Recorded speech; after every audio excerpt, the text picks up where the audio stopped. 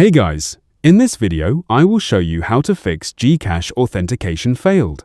Alright, let's begin. First, check your internet connection and switch between Wi-Fi and mobile data to see if the issue is network related. Next, open your phone's settings, go to Apps, select GCash, tap Storage and clear the app cache. After that, open the Play Store or App Store and make sure GCash is updated to the latest version. If you are using a VPN, disable it and try signing in again, as VPNs can sometimes cause authentication issues. Now go to Settings, open General Management, tap Date and Time, and enable Automatic Date and Time settings. If the error still appears, it may be caused by a temporary server problem or an account-related issue. In that case, contact GCash support through the Help Center in the app or on the official website. That's it for this video. Thanks!